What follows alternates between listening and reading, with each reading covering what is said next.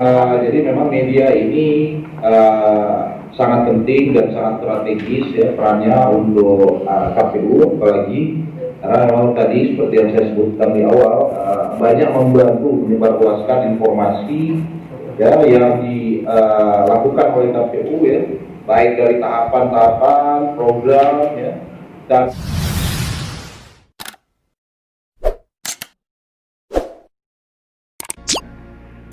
sudah ditetapkan di TPS 7 Kelurahan Manembo-Nembo Tengah, Kecamatan Matuari, tepatnya di dekat Stadion 2, saudara. Nah, kami mengimbau proses pemungutan dan penghitungan suara besok, teman-teman wartawan jangan merapat seputaran tenda, karena besok akan dihadiri oleh KPU RI. Kalau di KPP RI bisa hadir, mau hadir, Bawaslu juga, Bawaslu Provinsi, KPU Provinsi, dan pejabat gubernur. Untuk Forkopimda yang ada di Kota Bitung, kami hanya mengundang beberapa Forkopimda, yaitu pejabat Wali Kota Bitung, Kapolres, Dandim, Sejari, dan Bawaslu. Itu petunjuk dari pimpinan kami KPU Provinsi karena menghindari terjadinya penumpukan dan kerumunan massa. Kemudian perlu kami sampaikan kepada teman-teman,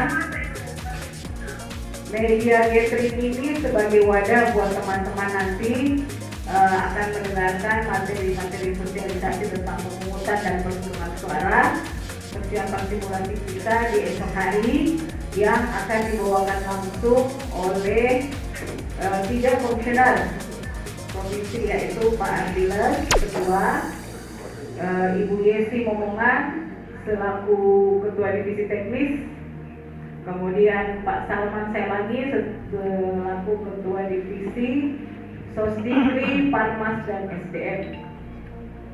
Jadi teman-teman, kami harapkan semua stay di tempat ini sampai dengan acara kita berakhir.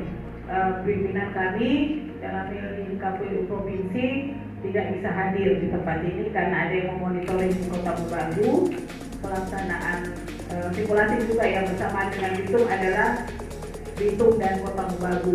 Tamu undangan akan menggunakan helikopter pada saat melakukan monitoring, evaluasi, simulasi, persiapan pemungutan dan penghitungan.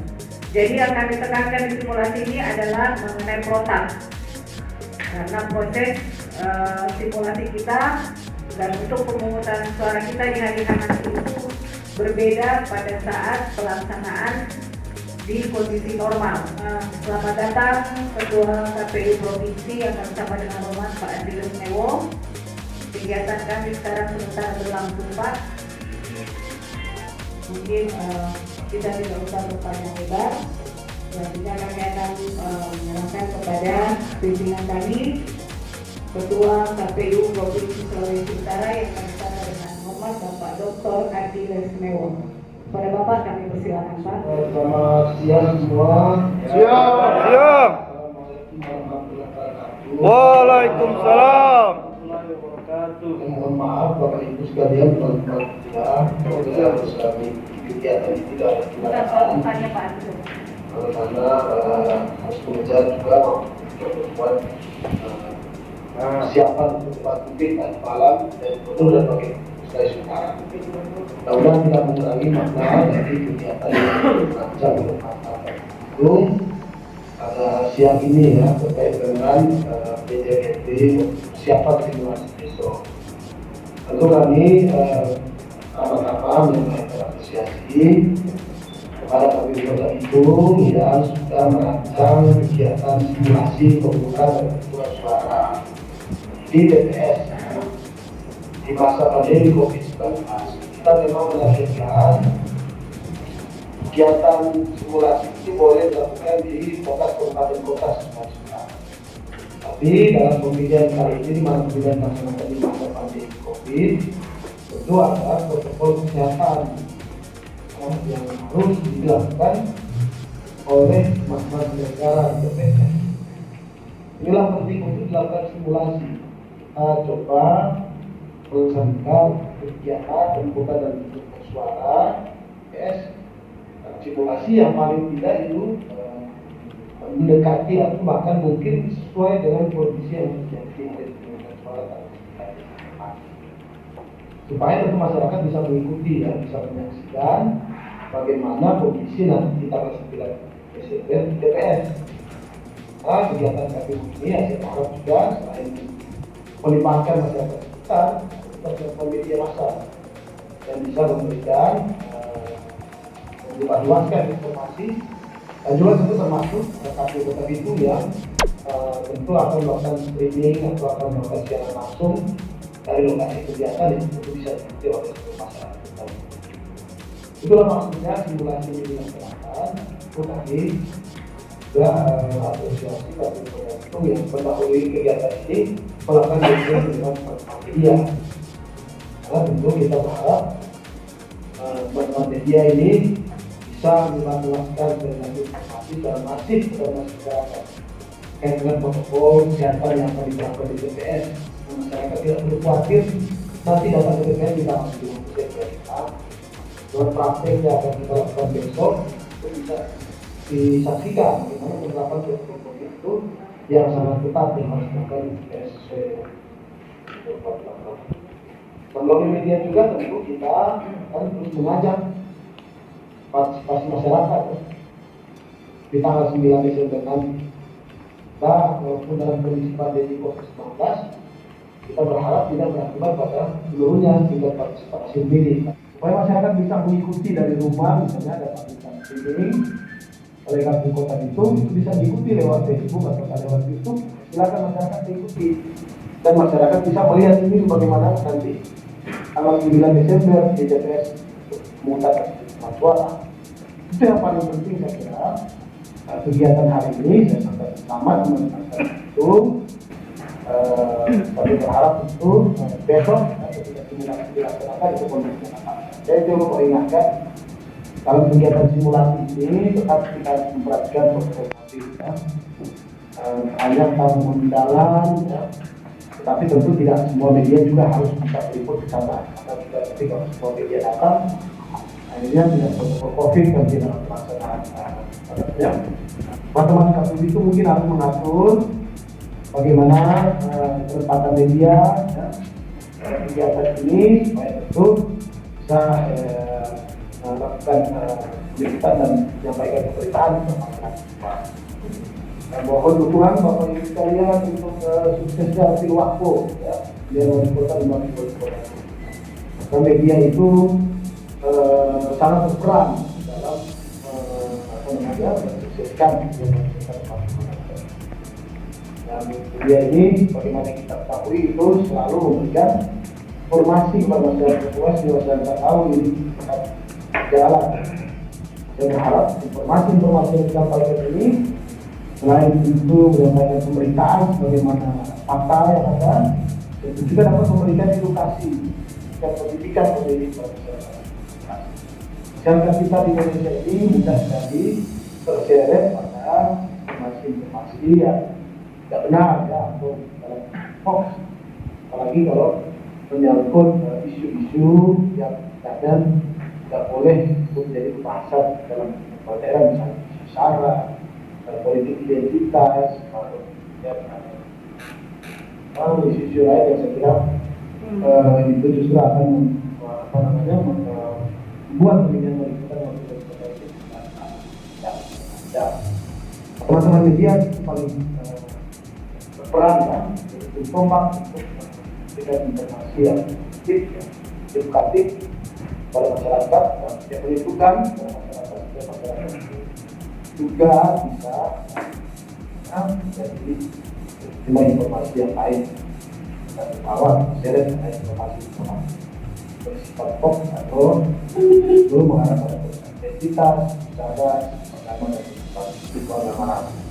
Saya kira itu Bapak Ibu sekalian yang bisa saya sampaikan. Sekali lagi mohon maaf saya bisa mengikuti melalui virtual saja. Di besok saya rencana sekarang Bapak Ibu langsung akan diwakili yang dilaksanakan oleh kita. Demikian sementara Bu ini nanti kalau ada lagi saya silakan ambil jalan ya. proyeksi mungkin segera masuk ke dalam saya. Terima kasih rekan kita semua. Assalamualaikum warahmatullahi wabarakatuh. Simulasi pemungutan dan penghitungan suara yang dilaksanakan besok hari jam 7 tepat seperti proses pemungutan di hari H.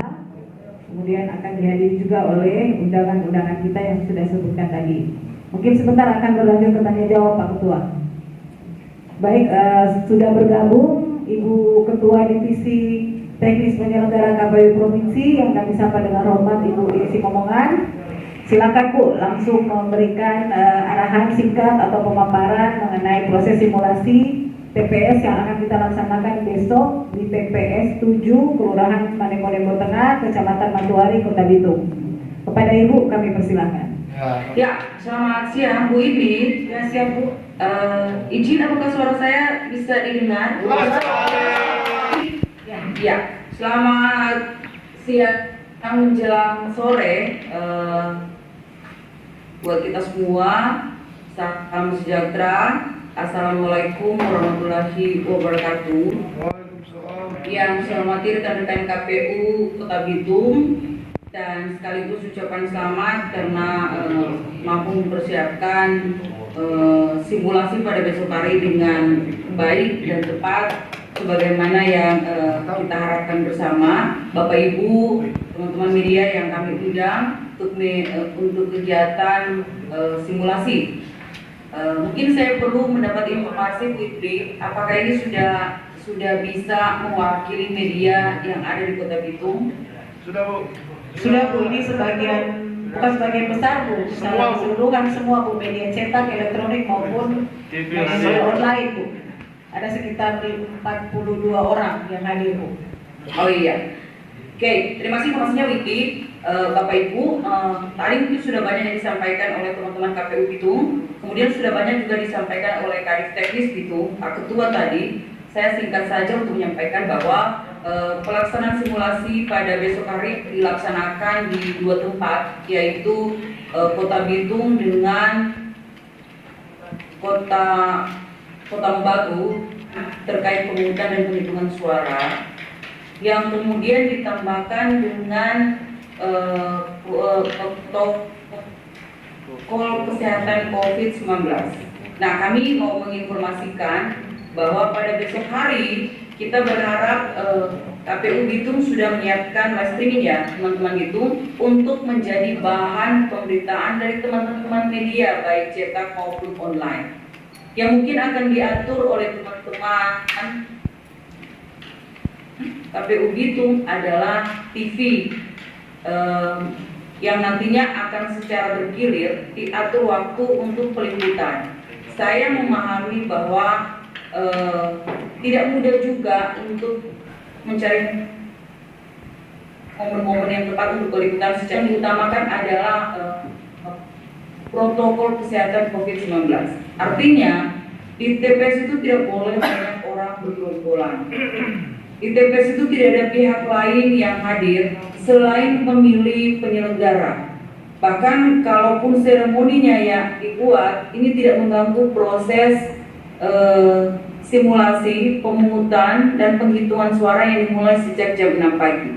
Nah, karena ini tidak proses, maka mohon bantuan teman-teman untuk menjadikan ini sosialisasi yang gencar di Kota Bitung, bahwa Kota Bitung siap melaksanakan pilkada serentak di 9 Desember. Kemudian Kota Bitung itu sudah siap, maka peran dari Divisi Parmas menjadi sangat penting untuk mendesain sosialisasi berbasis teman-teman media.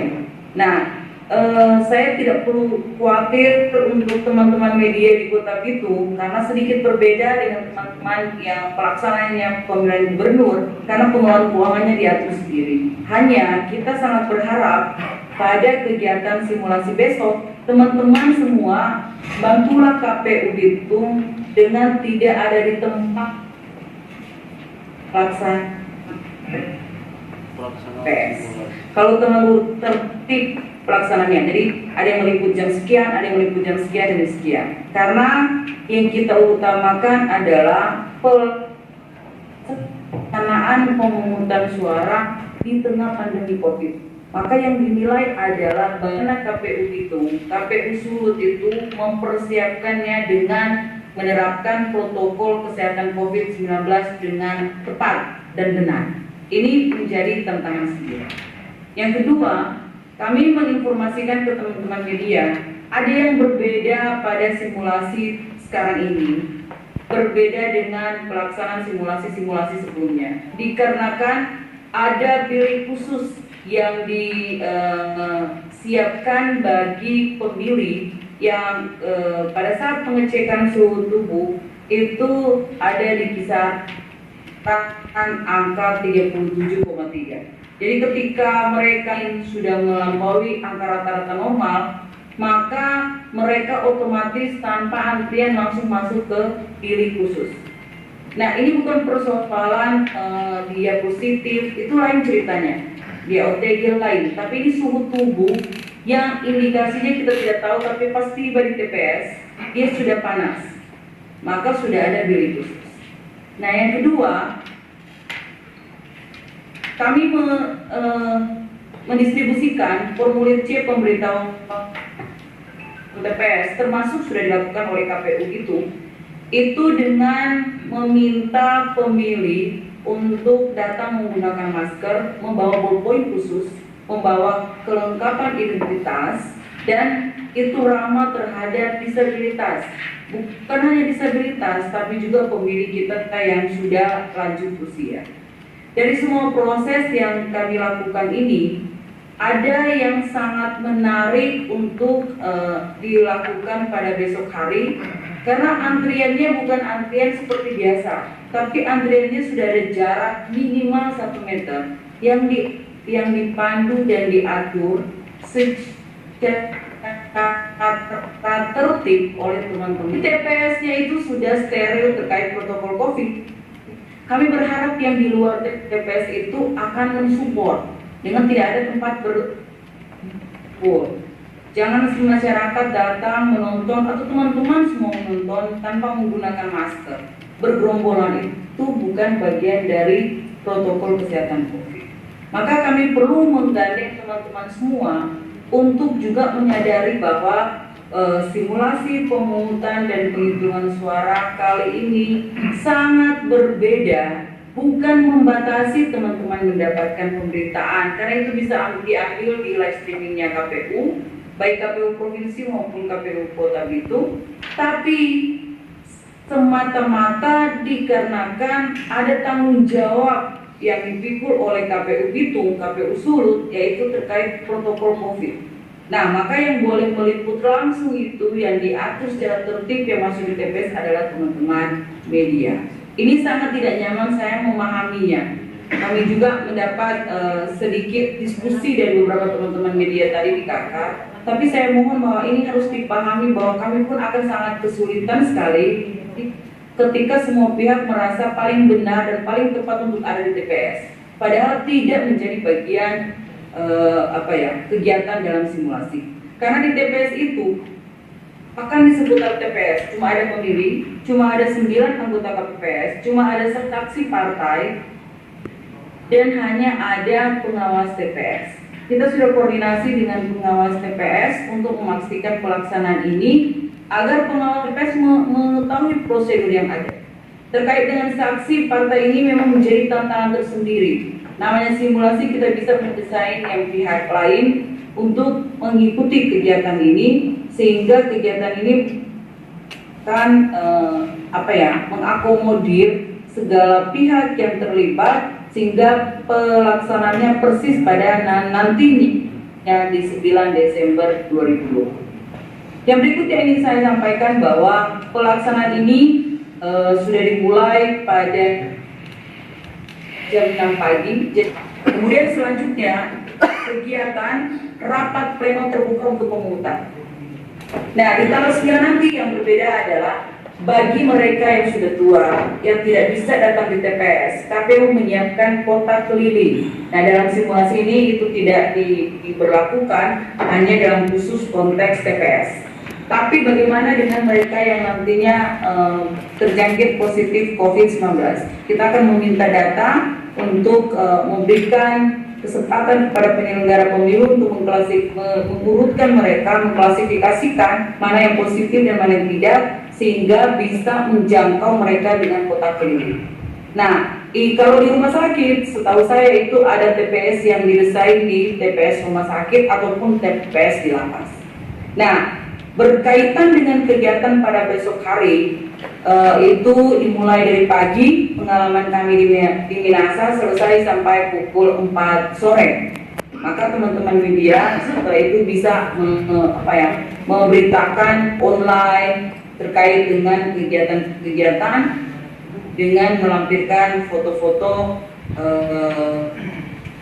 mulai dari persiapan, mulai dari pertemuan ke media gathering saat ini, sosialisasi yang terdekat, kemudian kegiatan simulasi besok. Di tingkat provinsi kami sudah mengundang pejabat gubernur, PJS gubernur, Kapolda, pejabat terkait untuk bersama-sama mensupport pelaksanaan kegiatan simulasi. Karena simulasi ini diselenggarakan di 15 kabupaten kota, 8 yang penyelenggara pemilu memang KPU turun langsung, tapi untuk pemilihan gubernur dan wali kota Kota Bitung ini kita backup teman-teman. Karena saya yakin dan percaya teman-teman melaksanakannya tepat. Saya sudah melihat desain TPS-nya seperti apa, dan semoga besok berjalan dengan baik. Dukungan teman-teman media menjadi ujung tombak dari suksesnya pelaksanaan simulasi untuk hadir di dalam, tapi juga sukses untuk pemerintahan. Arahannya adalah mencapai tingkat partisipasi yang cukup di masa pandemi ini.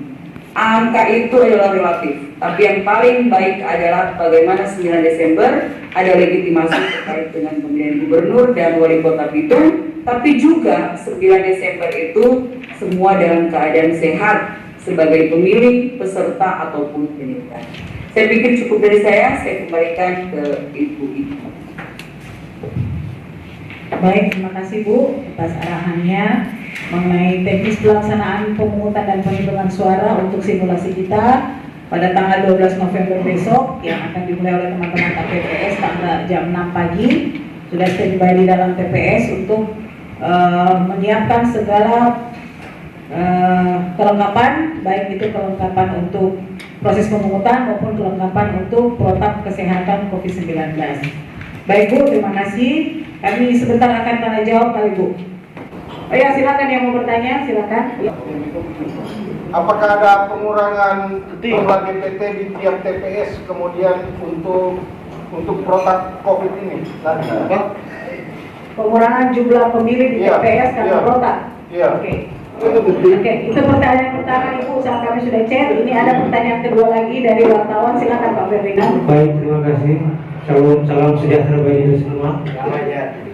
Yang saya mau tanyakan dalam proses persiapan simulasi besok, apakah wartawan ada yang bisa diwakilkan, atau kami hanya menunggu di luar stay dan pihak KPU melakukan transfer foto atau video? Terima kasih. Christian Bu dari wartawan Tribun Manado. Bu, kita mau tanya begini Bu, kalau di hari H nanti ada upaya-upaya dari oknum-oknum yang mau coba-coba mau bikin terjadi pelanggaran protokol kesehatan, apa DP sanksi dan siapa yang mau tindaki pada orang Bu? Makasih. Ibu mau langsung jawab dulu 4 pertanyaan ini dari teman-teman media. Oke, ini ada pertanyaan. Apakah ada pengurangan jumlah pemilih karena protokol kesehatan COVID-19? Saya menginformasikan bahwa pilkada itu sebenarnya TPS-nya ada 800.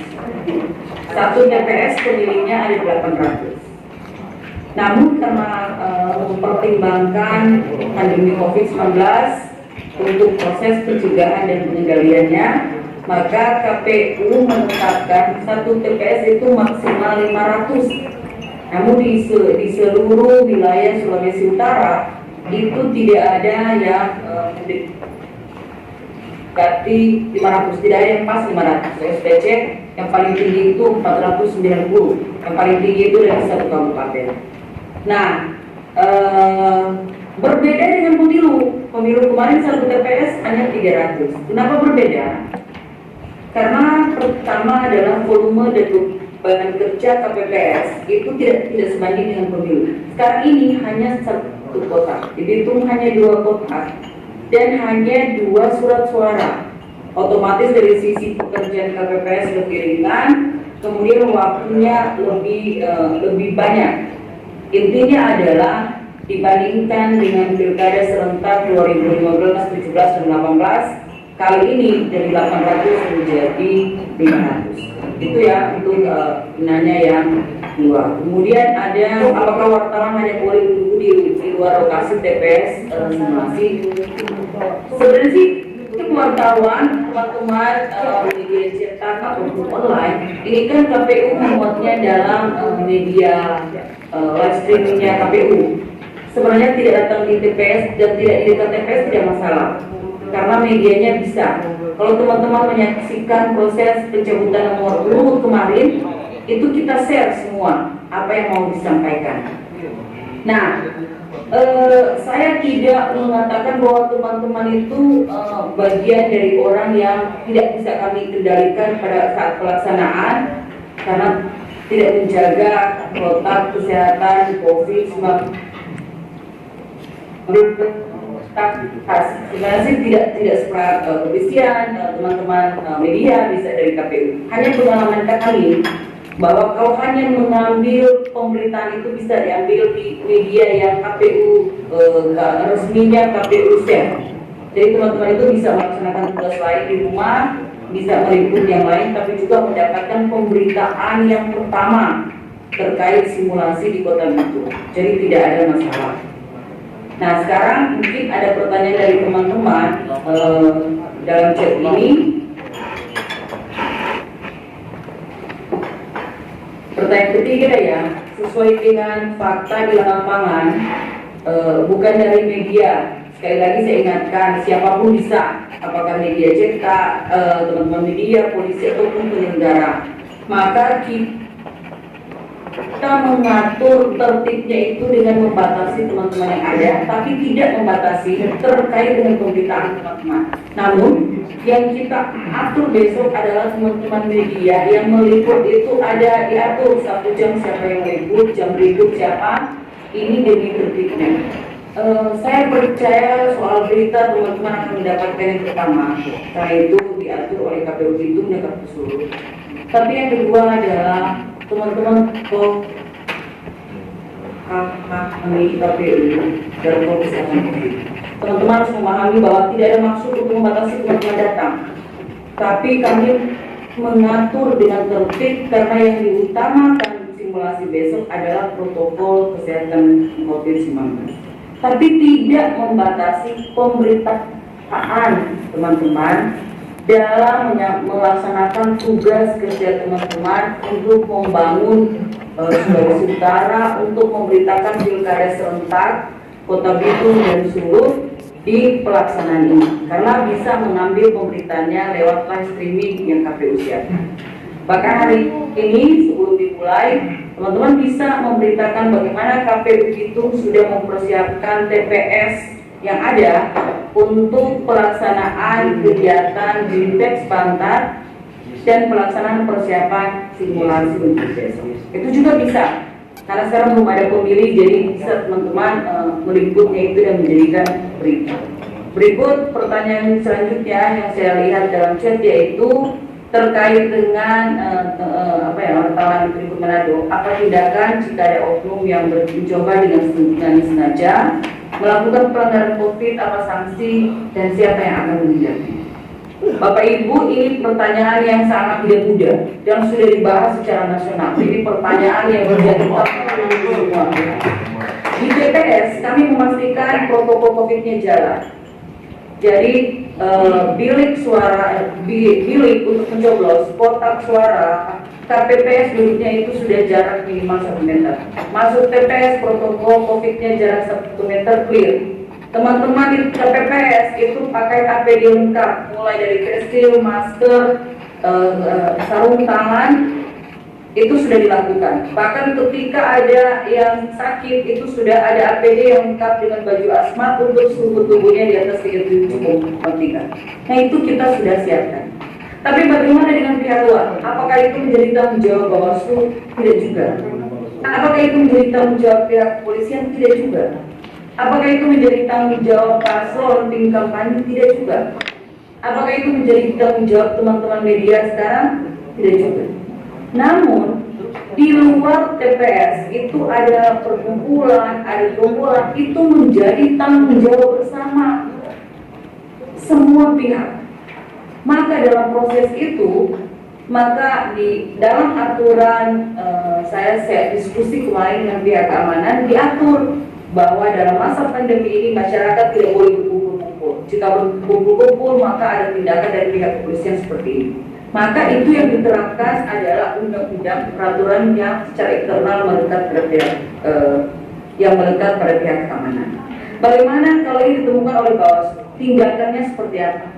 Nah ini perlu lagi saya teman-teman gitu itu melakukan rapor untuk mencari jawaban siapa yang paling bertanggung jawab. Nah, jadi ada inti dari rapor kita nantinya untuk memastikan semua pihak ini akan bekerja bersama untuk bertanggung jawab secara bersama. Kalau ditanya siapa yang paling bertanggung jawab, saya belum bisa menjawab hari ini karena itu perlu dibahas dalam rapat koordinasi. Jadi itu yang bisa saya sampaikan untuk penanya keempat ya. Baik Bu, terima kasih atas arahannya. Selanjutnya kami akan menyerahkan pembawa materi kita ke Pak Salman Selagi di sesi ketiga ini.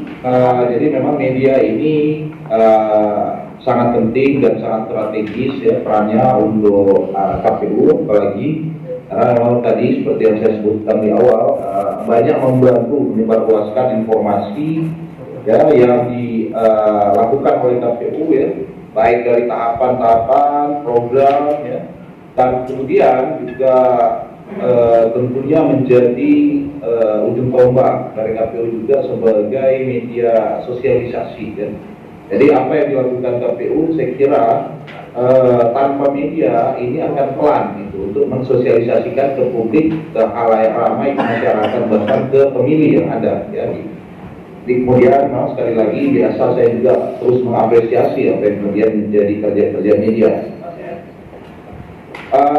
Bapak Ibu yang saya banggakan, rekan-rekan media gathering biasanya memang menjadi wadah sebagai tempat kita bersilaturahmi dengan rekan-rekan media. Menjadi wadah juga sebagai tempat berdiskusi antara KPU dan rekan-rekan media, di mana kadang-kadang juga rekan-rekan media ya, karena jumlahnya banyak, ada yang memang kalau dia sering datang ke KPU biasa dia mengetahui apa yang menjadi kerjaan dalam KPU, kemudian apa yang menjadi kewajiban KPU dalam regulasi, kemudian juga apa yang menjadi hal-hal yang boleh diinformasikan ke KPU ke media ya. Memang harus kita evaluasi, kadang-kadang juga ada beberapa teman-teman begitu ya, kadang-kadang ya kalau misalnya ada agenda agak kaku atau mungkin dia belum mengetahui ada regulasi misalnya PKPU 13 ya, bahwa ada acara-acara atau agenda yang termuat dalam PKPU 13 seperti pleno terbuka ya, ini memang ada pembatasan orang. Namun pembatasan orang itu bukan berarti tidak memberikan ruang untuk media. Nah, ruang untuk media itu tentunya juga artinya bisa misalnya dari gambar yang diberikan secara clean feed itu ke media ya, suara yang diberikan secara clean feed ke media, atau mungkin dia dari areal yang mungkin nggak masuk di lokasi tapi dari luar lokasi dia bisa menyaksikan pada kondisi ya apa yang sedang dilakukan. Itu pola-pola yang memang memang sesuai dengan regulasi kami di PKPU 13 tahun 2020. Mungkin Bapak Ibu yang sudah biasa mengikuti mungkin sudah mengerti ya, sudah mengetahui apa PKPU 13, tapi yang lain mungkin ini saya sedikit uraikan. PKPU 13 ini memang perubahan kedua dari PKPU 6 tahun 2020 ya. Nah, PKPU 6 tahun 2020 itu memang dia adalah pengaturan ya, tentang bagaimana pelaksanaan pilkada serentak di masa bencana non alam atau kemudian pandemi COVID-19. Bahwa reaksi publik terhadap pelaksanaan pilkada ini sudah dilakukan beberapa kali RDP ya, di tingkat KPRI atau tingkat penyelenggara bersama dengan DPR dan kemudian Presiden. Ini mungkin kalau saya ingin menguraikan ini ke belakang ya.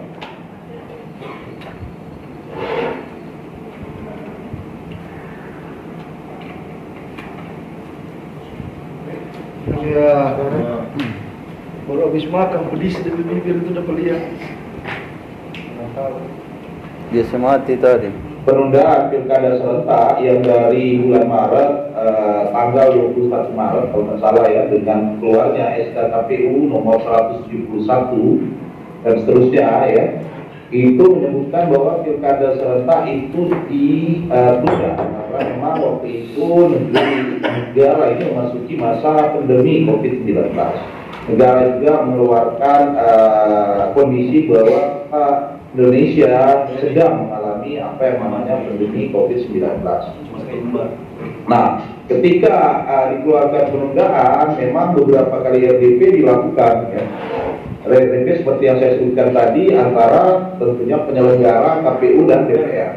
Dalam beberapa kali RDP itu akhirnya ditarik kesimpulan bahwa pilkada akan dilanjutkan. Namun dibutuhkan juga ada payung hukum setingkat undang-undang. Kenapa? Karena memang harus ada pengaturan setingkat undang-undang yang kemudian nanti mengatur terhadap bagaimana pelaksanaan pilkada serentak di masa pandemi COVID-19.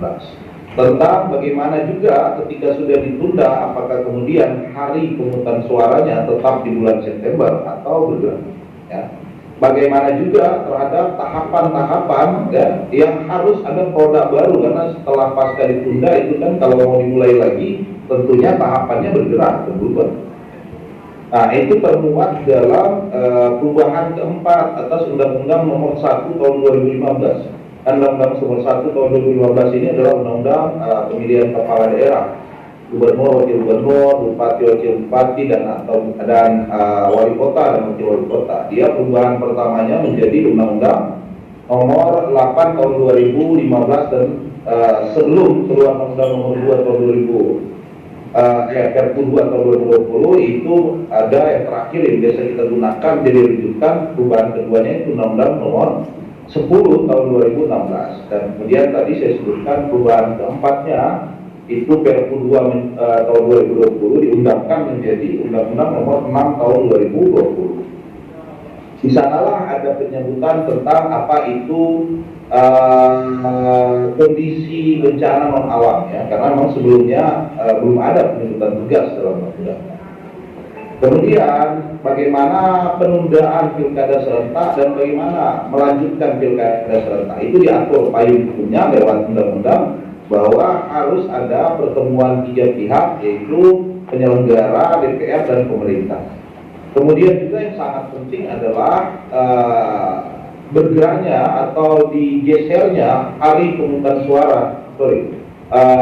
Pemungutan suara yang awalnya dalam undang-undang yang terakhir di 2016 menyebutkan jatuh di bulan September tahun 2020 ya untuk pilkada serentak tahun 2020, maka dengan keluarnya Undang-Undang Nomor 6 tahun 2020 menyebutkan bahwa pemungutan suara jatuh pada bulan Desember tahun 2020. Ini tertera karena salah pasal 120 ya. Perubahan Undang-Undang Nomor 1 2015 itu menjadi Undang-Undang Nomor 6 tahun 2020. Nah, di sana itu menjadi dasar hukum dan pijakan kita dalam melanjutkan pilkada serentak. Namun karena sudah keluar undang-undang dan di dalam undang-undang itu juga disebutkan bahwa KPU mengatur secara teknis bagaimana pelaksanaan lewat peraturan KPU. Sehingga kemudian KPU mengeluarkan yang namanya PKPU 5 tahun 2020 ya. Kemudian setelah itu KPU juga mengeluarkan PKPU 6 tahun 2020. PKPU 5 adalah tahapan program dan jadwal terhadap penyelenggaraan pilkada serentak, dan kemudian PKPU 6 seperti tadi saya sebutkan itu adalah pelaksanaan pilkada serentak di masa bencana non alam ya, atau pandemi COVID-19. Nah, PKPU 6 ini sendiri telah 2 kali berubah ya, menjadi PKPU 10 tahun 2020 dan terakhir menjadi PKPU 13 tahun 2020. Jadi memang dalam sejarah peraturan KPU mungkin baru PKPU ini yang dalam jangka waktu 2 bulan lebih itu sudah 2 kali mengalami perubahan ya. Karena apa? Karena akan menyesuaikan tentang bagaimana regulasi-regulasi ya, tentang bagaimana pencegahan dan pengendalian penyebaran COVID-19 di masa pada pelaksanaan pilkada serentak.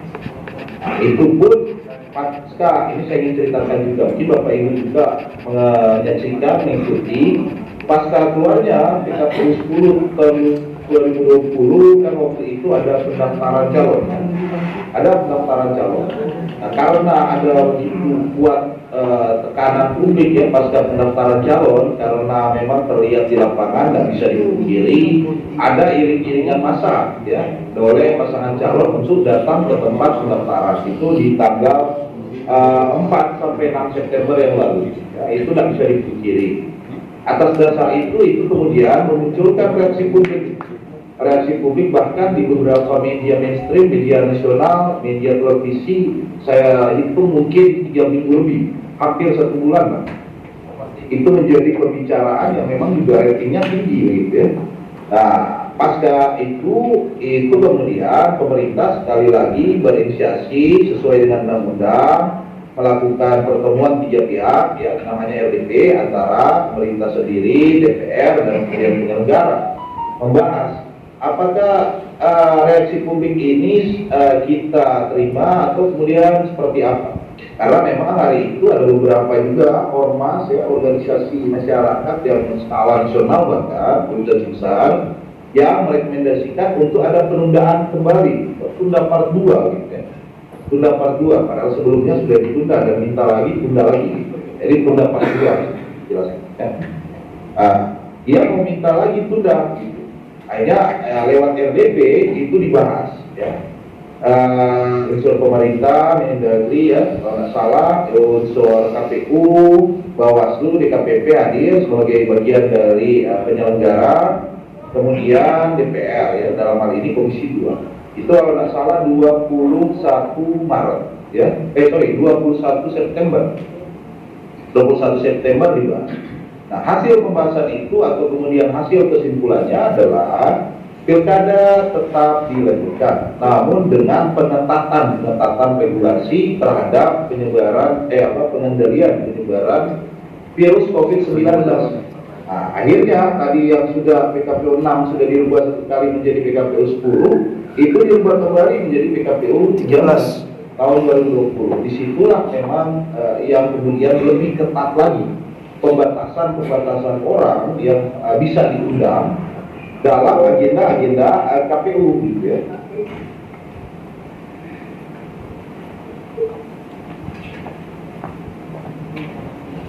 Masih bisa terdengar suaranya? Ya, hilang tadi Bapak. Jadi itu memang pengetatan yang luar biasa gitu. 13. Nah, inilah yang kadang-kadang KPU dan media agak sedikit bergesek-gesekan ya. Padahal memang di satu sisi kalau mungkin media memahami kronologinya dari awal seperti itu, mungkin akan juga membantu KPU bahwa kami juga dalam posisi ini, apalagi regulasi sudah dibuat di KPRI ya. Nah, kami di wilayah provinsi, wilayah kabupaten kota ya, otomatis lah harus menjalankan itu. Karena juga pastinya kami di atas diawasi oleh hierarki kami. Salah sedikit aja kami pasti di WA. Dan bahkan kalau misalnya jadi tekanan publik, serangan publik, ya kami juga bisa berkonsekuensi di DKPP terhadap itu. Nah, kalau misalnya kami juga melaksanakan tidak sesuai dengan PKPU 13, bisa saja menjadi pelanggaran administrasi dari sisi Bawaslu, gitu ya.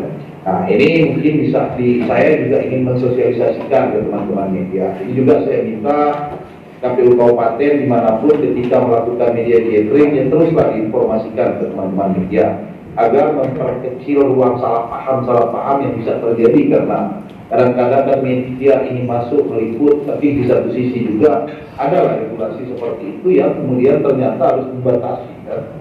Nah, ini juga potensi-potensi ini harus diinformasikan dengan baik, saya kira, ke media, supaya juga media, saya kira kalau sudah diinformasikan, ya saya kira kan bisa juga mengerti, ya, mengetahui, memahami bahwa ya memang ternyata ada regulasi seperti itu. Kadang-kadang ini juga saya maklumi, ada media yang juga mungkin belum memaknai, belum mengerti, ya, terhadap regulasi itu, terjadi benturan-benturan. Nah, harapan saya ke depan dengan informasi yang telah diberikan ke teman-teman media bisa mengerti dan ini menjadi nyaman kita dalam situasi ke depan. Namun dalam satu ini konteks bahwa kami dari pihak KPU sangat membutuhkan peran media untuk meneruskan apa yang menjadi agenda-agenda pekerjaan KPU, untuk mensosialisasikan apa yang wajib disosialisasikan KPU kepada seluruh pihak, gitu ya.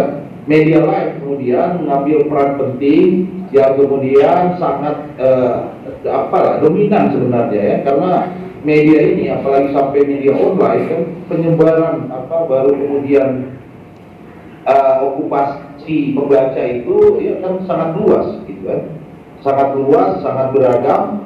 Dan kemudian itu sangat efektif jika kemudian media membantu pemerintahan terhadap agenda-agenda KPU dan sosialisasi KPU. Saya sendiri, saya kira saya merasakan itu.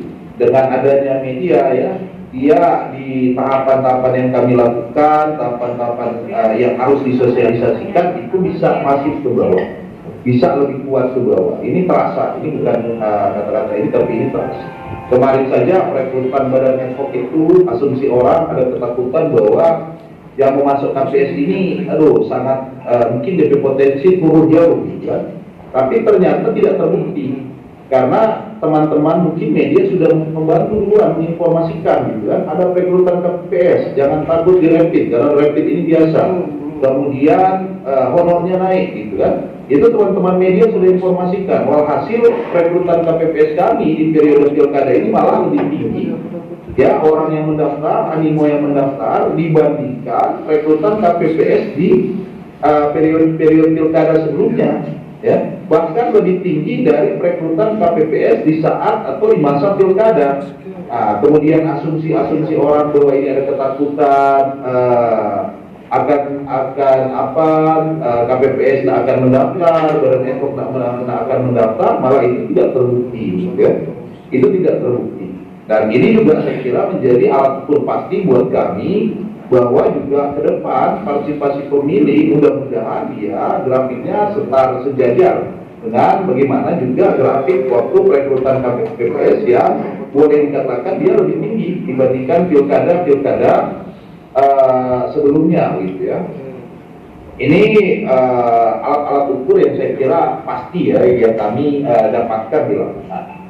Nah, sekali lagi saya kira teman-teman media dapat juga membantu menginformasikan ini, membantu juga menginformasikan kepada pemilih bahwa kemudian jangan khawatir, ya, datang ke TPS, ya. Teman-teman media juga bisa menginformasikan ke pemilih bahwa jangan khawatir juga masuk sebagai penyelenggara di level ad hoc bawah. Dan yang paling ujung mungkin saya ingin sampaikan ke Bapak Ibu bahwa pandemi COVID-19 ini, ya, belum tentu dia terulang 10 tahun lagi ke depan atau 1 dekade lagi ke depan. Belum tentu dia akan berulang 100 tahun ke depan atau 1 abad lagi ke depan. Maka kemudian Bapak Ibu, mari kita mengambil bagian mencatatkan sejarah dalam pelaksanaan pilkada serentak ini agar ada cerita yang bisa kita ceritakan ke anak. Terima kasih. Cukup, Pak. Yang dicek? Sudah. Betul, ya? Iya, Pak. Oke, saya kira bisa lah. Namun memang nanti disiapkan tempat simulasi. Dan yang penting juga untuk teman-teman, ya, untuk misalnya, ya, peliputan, ya, tetaplah jaga jarak, ya. Jangan kemudian menumpuk. Kita nggak bisa pastikan, kan tahu semuanya ini negatif. Nggak ada yang bawa COVID dengan jarak seperti itu. Siapa yang mau pastikan droplet ini bisa menyebar di antara teman-teman media itu? Kan begitu. Baru siapa juga yang memastikan ketika ada media juga yang kurang hati dia shoot. Apa di sana ada yang kondisi tidak jaga jarak kan begitu. Itu yang diharapkan ke teman-teman. Gitu. Jadi tidak apa-apa sih meliput, tapi dalam tetap kondisi jaga jarak. Kan jaga jaraknya 1 meter, gitu kan? Kalau sudah ada orang satu di situ ya berjarak 1 meter lah di sebelahnya. Melingkar lah gitu kalau mau kan, gitu. Tidak masalah. Kalaupun ada ya di belakangnya. Kalau ternyata sudah ada yang mendahului di depan, gitu. Ada jarak, gitu. Jangan langsung berkerumun, Kak. Seperti itu yang berbahaya. Siap. Tidak ada masalah kalau misalnya memperhatikan ini, tapi tetap protokol COVID dijaga, ya, pakai masker, cuci tangan, jaga jarak. Tidak ada masalah itu. Siap. Yang penting sepanjang itu tetap dijaga. Oke. Artinya kadang-kadang ya juga kami menegur kalau media setelah dempet-dempet gitu kan, sudah jaga jarak berkerumun ya kami menegur. Jagalah jarak. Kasihan juga kita lihat kan, kasihan juga teman-teman. Oke. Saya kira begitu. Siap. Ya Pak. Saya mohon pamit ya. Itu Ya. juga. Apa jempol? Mas. Silakan teman-teman meliput tapi dengan jaga jarak karena jangan masuk di dalam TPS. Karena di dalam TPS itu hanya KPPS, saksi dan pengawas TPS. Tamu juga cuma di pintu masuk dan pintu keluar. Terus terang kami juga memang sangat senang media meliput seperti Pak Salman katakan, Pak Diles, Bibi Yesi. Cuma karena pembatasan orang pemberontak saja. Kemudian nanti untuk simulasi kan ada live streaming yang bisa digunakan meskipun teman-teman boleh meliput jarak jauh, tapi jangan masuk dalam arena TPS. Jadi teman-teman nanti membuat live streaming, saksikan di YouTube di mana-mana silakan. Itu bagian sosialisasi juga lewat dunia maya. Jadi silakan, kami akan atur jamnya, atur jadwalnya. Kalaupun semua teman-teman bersamaan datangnya, tetap kami akan atur pada saat pelaksanaan simulasi besok. Karena jangan sampai kami lepas tunggu lagi dari Pak Salman.